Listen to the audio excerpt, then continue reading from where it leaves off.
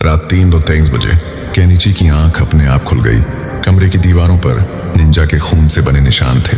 घड़ी फिर रुकी हुई थी 3:33 और इस बार घंटी की आवाज नहीं आई बल्कि सांस लेने की आवाज। आईने में हटोरी। केनिची ने आईने की तरफ देखा। आईने में निंजा हटोरी खड़ा था, लेकिन उसकी आंखों में पुतलियां नहीं थी। मुंह सिल दिया गया था।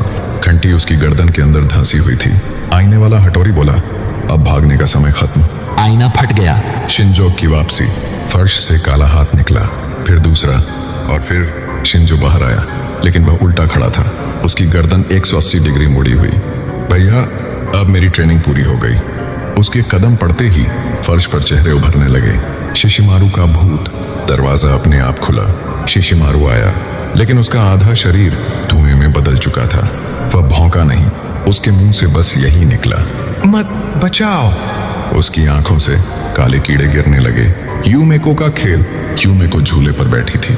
झूला बिना हिले चल रहा था। उसने हंसते हुए कहा, छुपा छुपी खेलेंगे। जो मिला वो जिंदा नहीं रहेगा। झूले की रस्सियां सांपों में बदल गईं। हमारा कंचे श्राप अंधेरे से हमारा निकली। उसका चेहरा 2 हिस्सों में बंटा था, एक तरफ बच्चे, दूसरी तरफ हड्डियां। मैं श्राप हूं, उसने कहा। जिस दिन निंजा ने डर महसूस किया, उसी दिन मैं पैदा हुई। उसने उंगली से इशारा किया और केनिची की परछाई दीवार से निकलकर उसका गला पकड़ने लगी।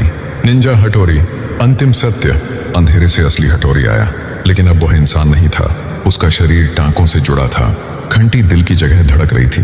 निंजा कभी मरते नहीं, उसने कहा। वो श्राप बन जाते हैं। उसने केनिची के कान में फुसफुसाया, अब तू मेरी जगह लेगा।